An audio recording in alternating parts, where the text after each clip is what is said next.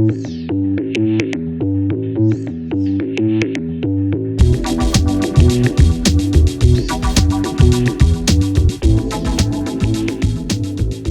it going? Welcome to another episode of Lost Like Mike. I'm your host, Mike Gonzalez. Thank you for subscribing. Thank you for dropping by and hanging out and listening for a bit. Thank you for leaving messages at lostlikemike@gmail.com. I haven't responded to several. I'm in full disclosure of my ignorance of certain things. I clicked on, I received the notice that I got messages. Sometimes I get them on the email, and I'll click on that, and then it asks me to do all these different things when I'm trying to respond that way. So I have to. It's easier if I just respond directly from like YouTube or from wherever it is that I'm doing it. But I mean, I probably could figure it out the other way too. But it's just, I happen to notice these messages when I was on checking my emails on my phone, and it was silly. Anyway, I don't feel well. I'm kind of making my way through the day. I broke it down.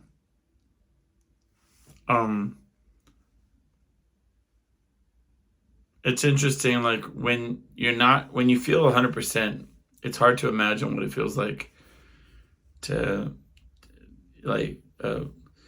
what is so debilitating about not feeling well. Like it should just be like a thing that you go through as you're doing everything else. Like I'm making a podcast. I don't feel well, but that shouldn't matter because it's not really affecting me talking, right? That's what, when I'm 100%, that's what my mind says. You know what? If I was sick, forget it. I'd still do it. It'd be no problem. But then when you actually are, when you don't feel well, when I think I've got like some type of like a stomach bug or something, I just feel like trash.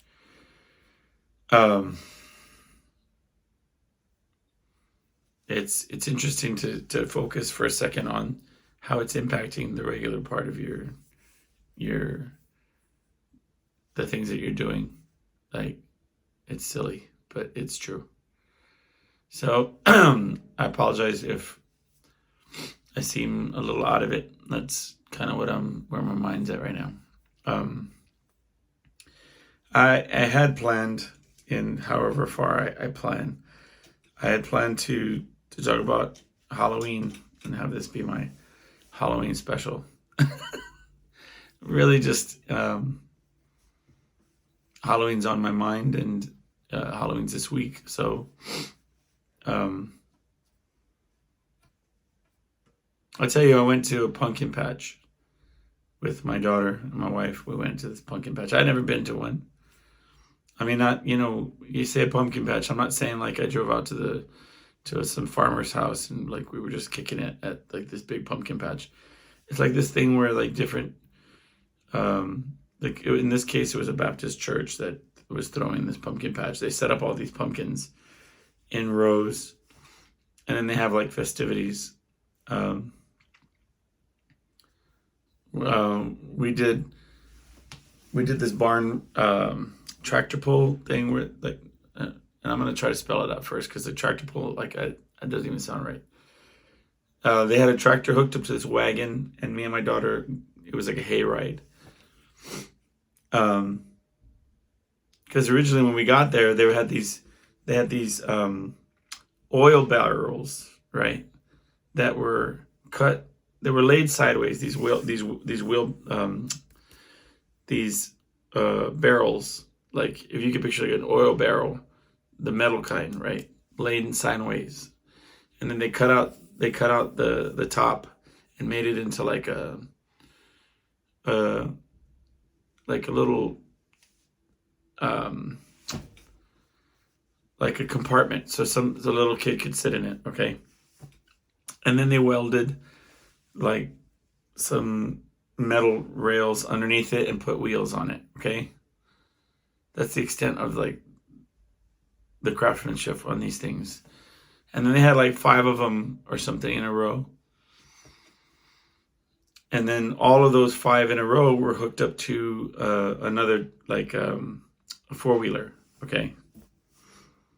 So when we first got there to this pumpkin patch, my daughter was like, that's what I want to go on. I want to get in one of those metal barrels that were clearly welded by like just, it's not like a for sale by a manufacturer. This was like by some dude who made these. Okay. But whatever, that's like country, small town living. This is probably like fine. I'm probably the one that's got the problem. Doesn't matter. Anyway, so she said, that's what I want to do first. But there was like a line of kids that were already in play. And so I said, you know what? I'll tell you what. This one lady was saying, anybody want to go on the hayride? Hayride leaves in a few minutes. And I was like, tell you what, we didn't make this first round on this wheelbarrow death trap 4-wheeler ride. Oh man, how about we just do this hayride instead? Okay, I was just being slick about it. So she's like, okay, that's fine. So we get on this hayride, and pretty much uneventful. Okay, the hayride was just like, they took us out into these fields and whatever.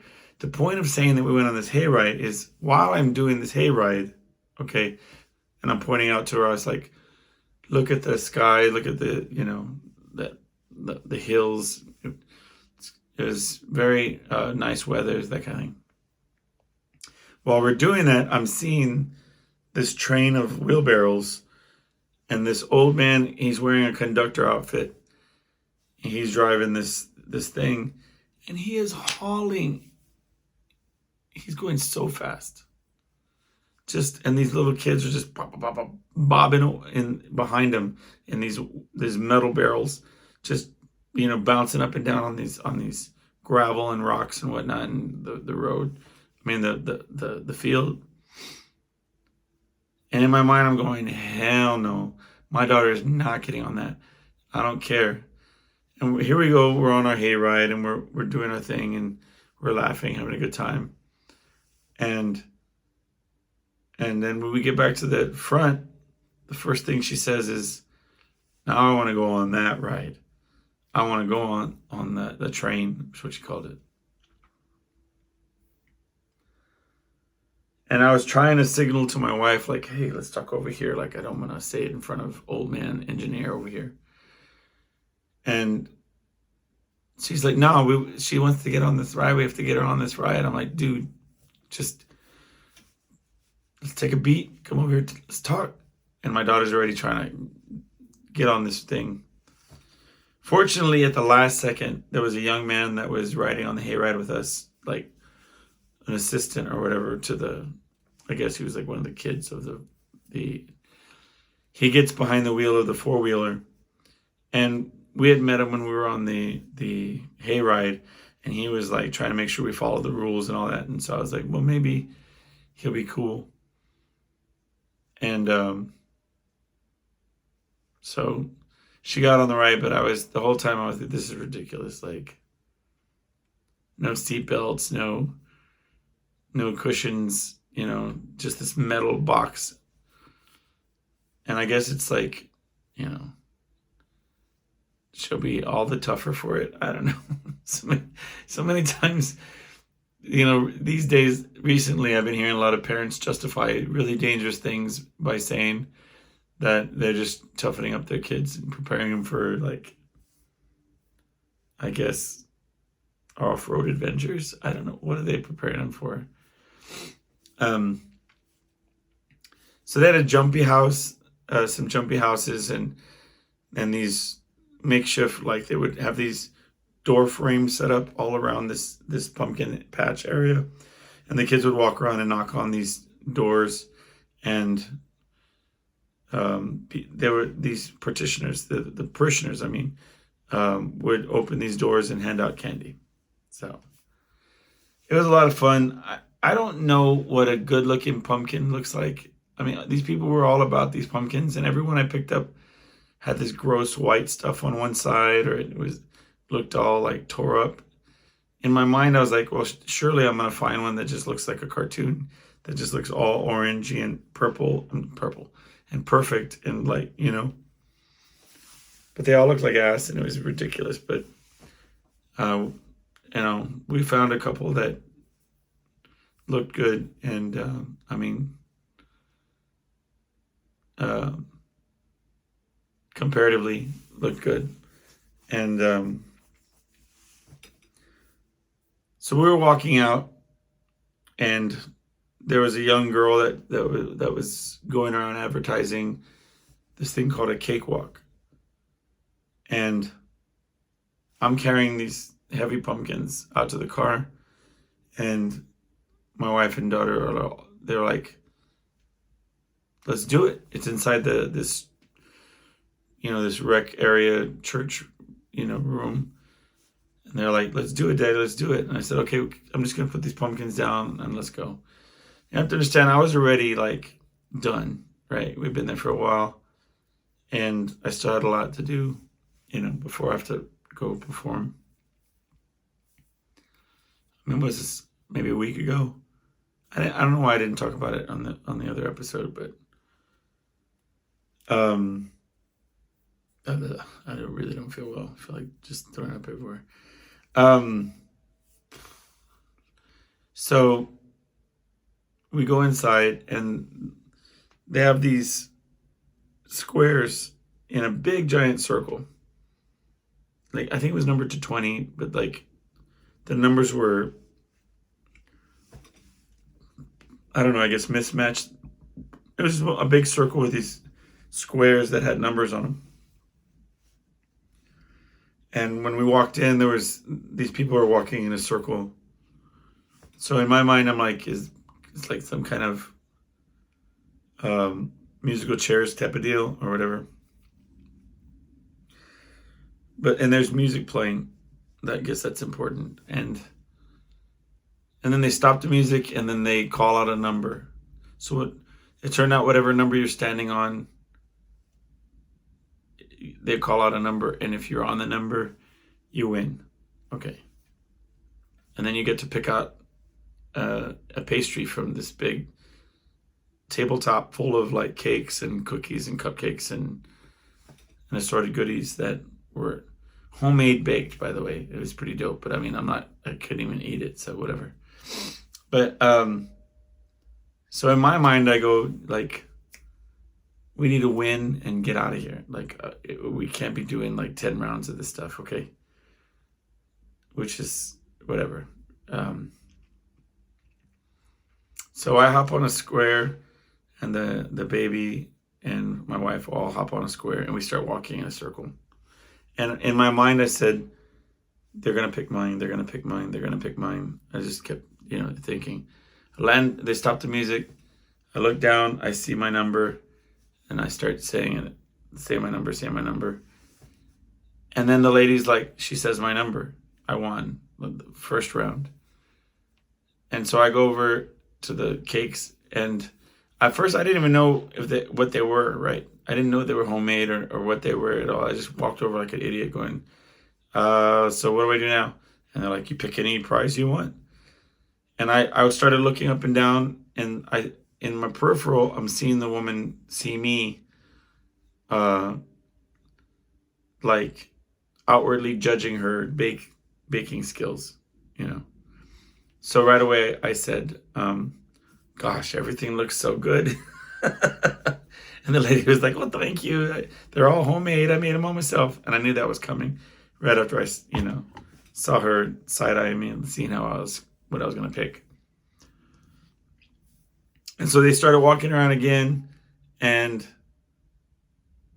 I'm like, we got to go, dude. And then my daughter wins second.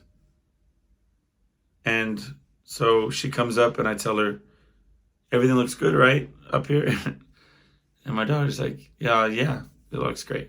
So we picked out our goodies, and then I told my wife, I was like, if all three of us win in a row, then they're never going to let us come back. Like, they're going to know we cheated. So we need to get out of here. Like, we've got 2 big pastries for free, like, first 2 rounds. Let's go. And And we got to the car, and my daughter said something that, I mean, she said, because I was like, dude, we won back to back right at the gate. I won, then you won, then we're out of there. And then she said, I would have liked to done the thing more. I would have liked to done the thing more. And like, it just hit me in such a profound way. Because so much of my life I live that way.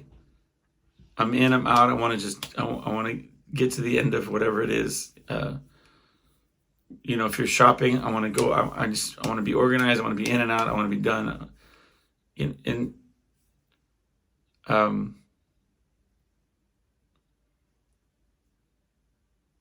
So sometimes it's the process that you're there for. You know what I mean? The means, not the end.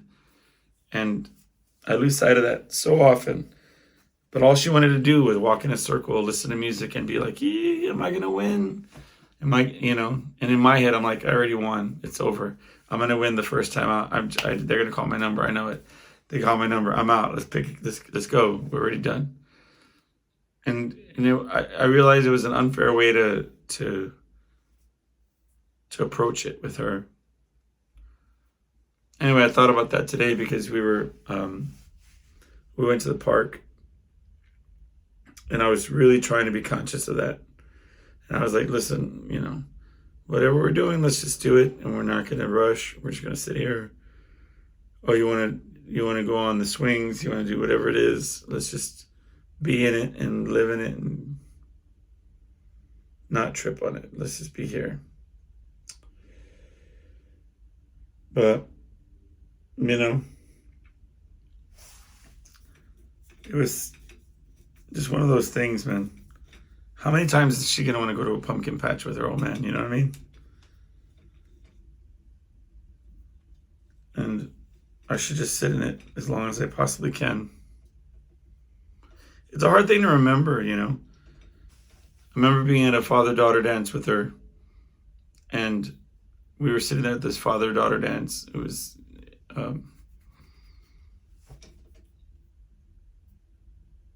and I mean, I was trying to dance with her or whatever, but it's definition of dancing is just different. When she was younger, it was more like, we hopped around for a minute, and then she was like, let's go play with the balloons. And it's like, that's fine. But I remember sitting there at this tables where you would have snacks. They would give you snacks. I think they were given to us. And these crafts, and she was eating on some goldfish and with one hand and messing with these, with this picture frame craft that she had. And I remember sitting there going, I could be here in this moment, like, forever. Like, I could just sit here with you. I didn't say it out loud, but I just sat there and thought how cool it was that there was where she wanted to be. She wanted to hang out with me and do nothing but eat her snack and play with this craft. But so Halloween special, we're gonna go this week. We're going, she's dressing up as a jaguar. She's always loved big cats, and especially the jaguar. And unrelated to, the fact that it was my school mascot for my college, she didn't even make the connection. I have this big banner from my alma mater, and she likes it because it's a big jaguar head, but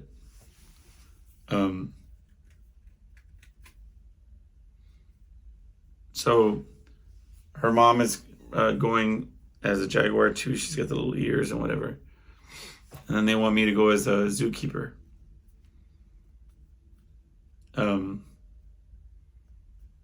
I don't know what that looks like. I mean, I have a hat that people wear for like doing yard work. I'm gonna put that on. And sorry for the shaky image. We're gonna go.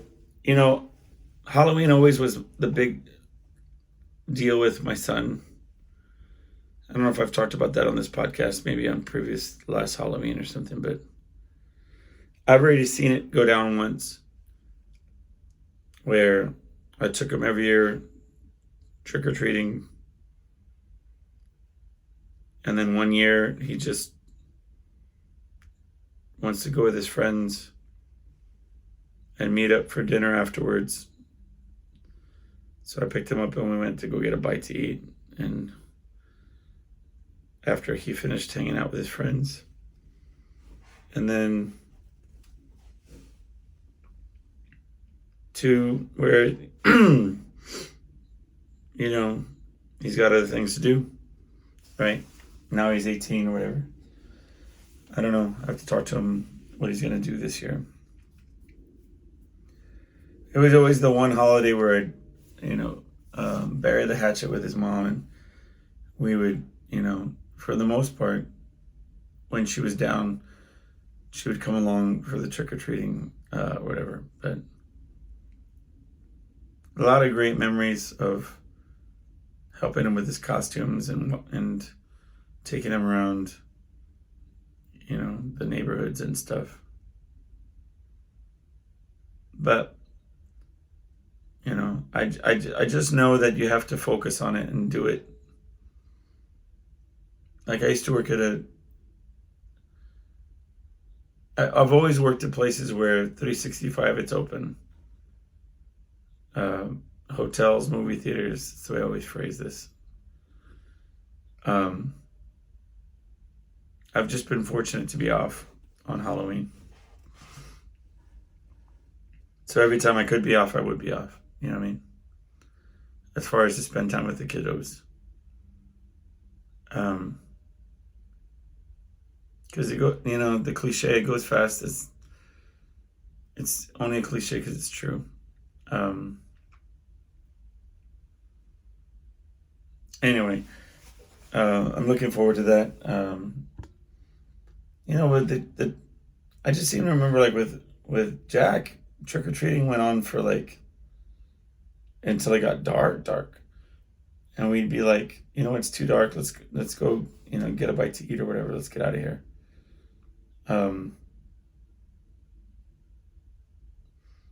But like last year when we went trick or treating with my daughter, I mean, she's done by like 7:00. We go like at 6:30 or something, and 7:30 we're back at the house. It's not even dark yet. Somebody had said something about recycling, like the candy that the kids don't. Like there's a threshold, right? We had so much candy last year that it sat in this big giant jar, and then we ended up having to trash it. I mean, because I don't care how like chemical, preservatives it is. Why keep it for like, if you can eat something a year later, that's just not even good. I think you should, throw it on a garbage today. I hate you. Sorry. But anyway, plus, I mean, I don't know how y'all did it. I trick-or-treated until they told me, yo, you're too old for this. Like, we're not going to give you candy. And I remember saying, all right, well, it's this or I toilet paper people's houses. Which, do you want me to go that route or what? Knock over some mailboxes with a bat. Is that the direction you want me to go? Okay. Just give me your damn Snickers and let me go home. I mean, I remember one year I was, we were trying to trick or treat and nothing was working out. And I was in this ridiculous outfit. It was like purple. I don't know what I was trying to be. I know it was rooted in trying to be funny, but when you're walking on the side of the road in the middle of the night, funny is not what you want to be looking like. And I remember I was walking with my, you know, we were walking, me and my partner. Um, and a car drove up real slow and started shooting us with water guns. I remember that. And I was too old to be trick or treating and too young to know what to do when somebody shoots you with a water gun. In my mind, I honestly think I said to myself, yep, it's about right with what I'm wearing right now. And in this moment, this is what I deserve, is to be shot with a water gun. Yeah. Can't humiliate me any more than I already am, sir. But thanks for trying. I remember one year, as I was older, um, and I couldn't tell you, I could not tell you how the circumstances that led me to this moment. But I was dressed up with like a like the Karate Kid. I was in my, like, probably my late teens, early 20s, let's say. And I can't tell you the circumstances that led me to this position, but I was alone on Halloween. And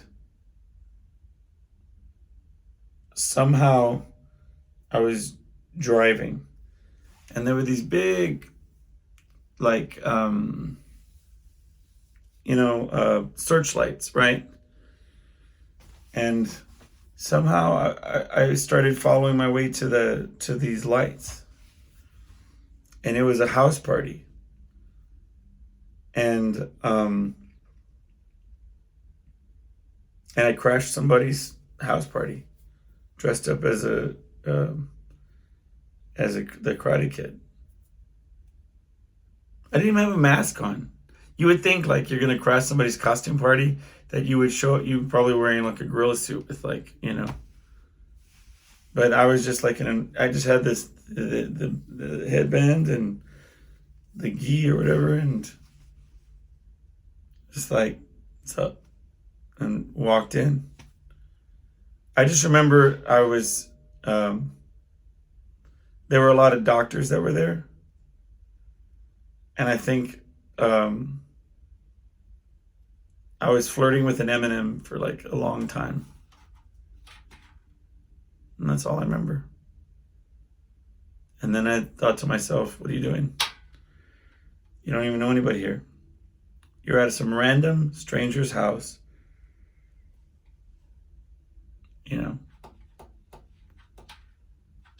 flirting with an M&M that probably thinks you're a doctor. So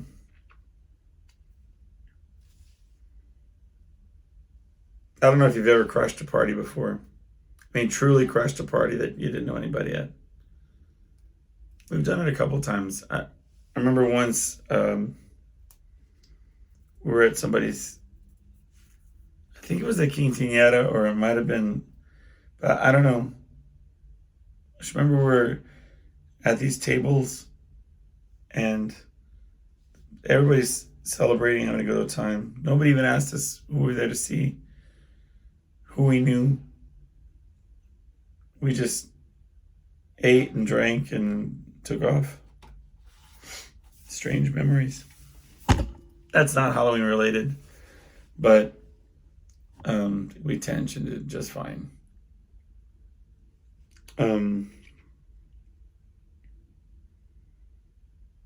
Woof. I'm telling y'all, I do not feel good. I do not feel good at all. I think about that sometimes, like how I ended up in certain situations. I remember one night I was wanting to see live music, and I rarely ever, enjoy doing that. But I was in my 20s, maybe my early 20s, and I remember I ended up at some little venue, and it was packed, And I was walking around. I didn't know anybody. Why I didn't have anybody that would have gone with me is beyond me. I'm sure that there were people, but somehow I ended up on my own. And I was walking around waiting for this band to start. I don't even know what band it was. And I remember this young girl, she comes up to me and she says, you look like you need a hug. And she gave me this like big hug. She said something to that effect, like, I'm going to hug you right now, or something. And she said how good of a hug that I gave. Or maybe she said that I gave her a hug like I needed one. But I remember walking out to my car thinking, I really did. I must have really needed a hug. But, looking back and sort of in the older, wiser way that I am now, I think she was just high on or she had she was on X or like Molly's or something. I think she probably was just feeling good and wanted to touch something. She probably never thought again about that person that she gave a hug to, but that hug probably got me through another couple months, of downtime.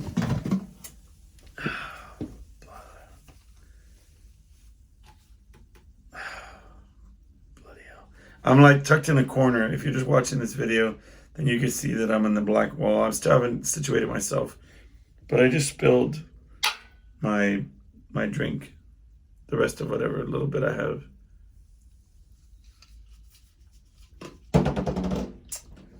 So mad. I'm gonna have to get a towel soon.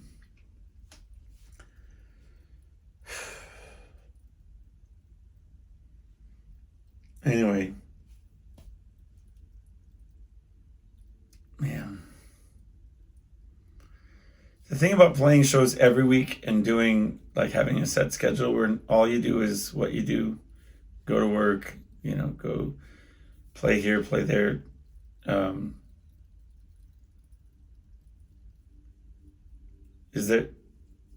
There's inevitable things that you go through, like not feeling well or feeling under the weather, where you have no choice, right? You just got to endure it, and it's coming, but you have no choice. All right, I'm going to pause it because I have to put a towel on this. It's just going to absorb into the ground, and we'll come up and finish this up, okay? We'll talk in a second. All right. Well, it turned out that I have this plastic, this hard plastic. They put them under office tables where you have your office chair so you can slide around. But it turned out that I had my plastic hard slidey thing underneath this rower that I have, and that's where it spilled. So it was clear, so I thought I was looking at the carpet, but it was just plastic. Anyway, it was such a pain in the ass to get everything up and out of the way and me go get a towel. I was just sorry about that. Probably with the power of editing, I might just edit out the whole experience. I might just be like as if you never noticed.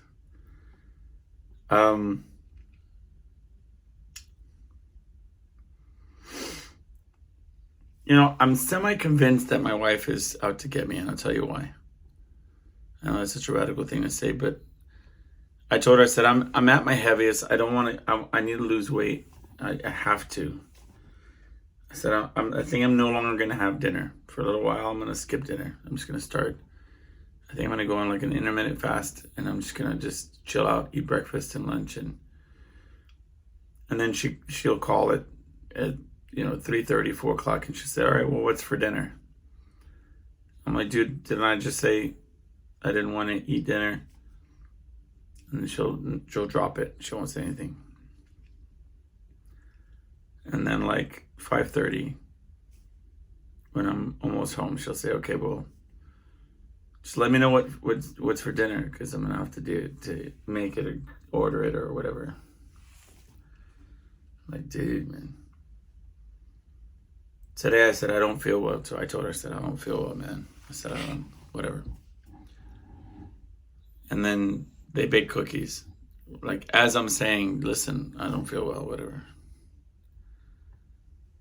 And then I said, "Oh, why'd you make cookies? I can't have those." And then she holds one up. "Would you like a warm cookie?" Like, dude, either you're trying to kill me or on purpose or inadvertently. You know, man, I do not feel well. I do not feel well. And I'm not trying to complain. I know there's people that are having it far worse than I do right now. That don't feel well, with more serious ailments. I'm just some guy who just has a tummy ache, you know.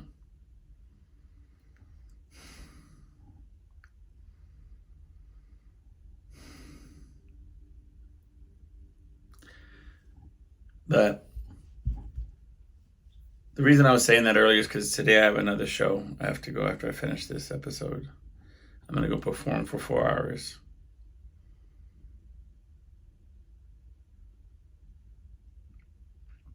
We did a private party on Friday. It was a costume party. And Vince bought me a mask to wear. And I didn't even wear it. Like, I tried.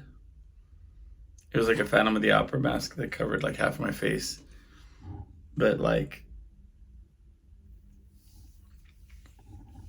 just, he didn't wear his. In my defense, he didn't wear his either. And we just felt like, because he didn't even try his on before he bought it. So both of us, we just showed up and like, we're wearing these lame, masks or whatever at this party. But we played for these families that we play for a lot.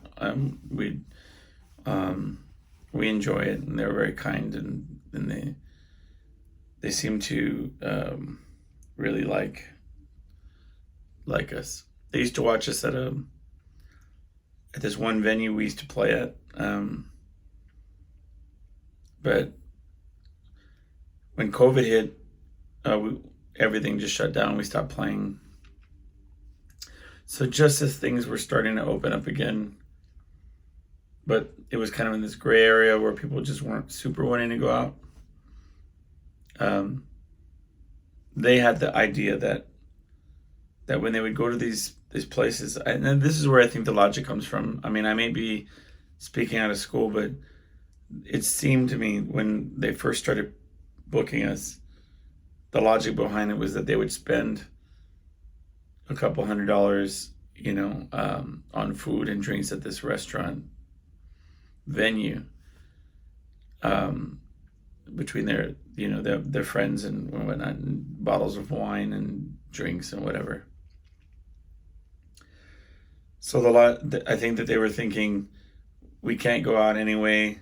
Why don't we just pay the band that we like to go see to come perform here? We'll social distance, and so we would play for 10 people at their house on a personal show. And they were close enough that, that they could be semi within the vicinity of each other. It was really just us that they'd have to keep distance from. And we did that a couple times, and it got bigger and bigger, where they would invite other people that they weren't as close to, and they would social distance. It was some of the first shows that we did coming out of COVID, coming out of that pandemic, and we would they would have a path for us to go set up, and we would be far away from everybody. And they would have lawn chairs and stuff set up 6 feet away from each other. Back then, that was how it went down. I mean, it just was the way it was. But anyway, since then, they've kind of occasionally called on us to come play a graduation party or a birthday party or what have you. And it's usually no more than 30, 40 people, maybe 50. More than 30, 40.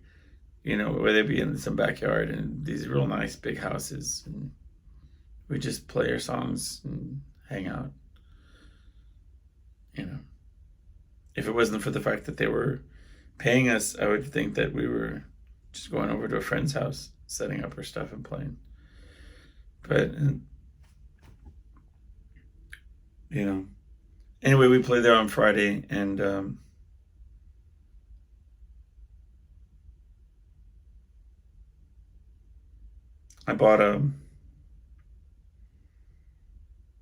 I had to buy a bottle of whiskey with some honey in it. My voice is not 100%. It's getting better, but it's not 100%. And God, even the thought of honey whiskey right now is making my stomach just go crazy. That's going to be a long afternoon, I tell you what. Anyway, you know, it's funny. They talk about participating at work with having pumpkin carving contests and costume contests. And I mean, I don't want to be that guy that all he is just showing up to work and, you know, going home. But I want to participate, but,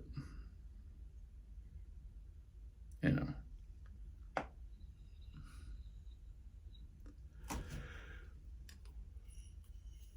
I think it's crazy though, like, I don't know.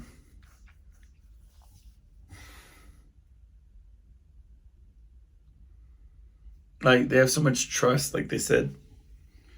They're doing a pumpkin carving contest, right? But they're taking their submissions with just photographs. You know, it's like what's to stop somebody from, you know, what are the like Pinteresting some carved pumpkin for to submit. I don't know. A lot of trust there.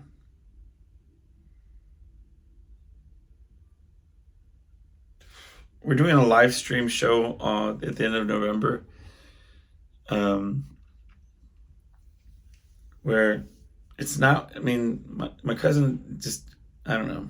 He doesn't want to do it the way I want to do it. I wanted to have a weekly show where no matter what, I'm live streaming on the whatever platforms and just inviting friends over to jam.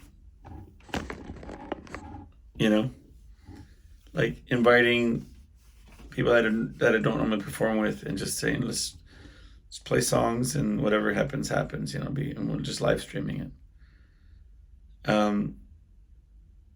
That's what I want. I want to do that every week. But he wants to do it one time, and so we'll see how that goes. But I'm thinking about building this music room in like a shed in the backyard. And if I do that, I think I'm going to start doing it myself. Just invite people over and do it myself.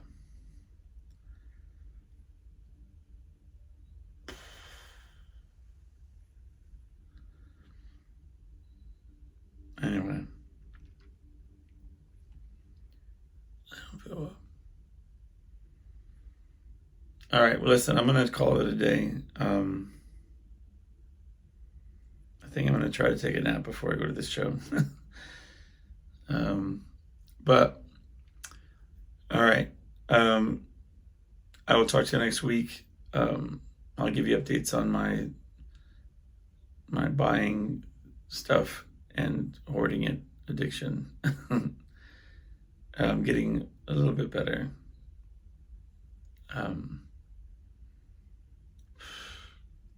But y'all take care of yourselves, and I'll see you next week.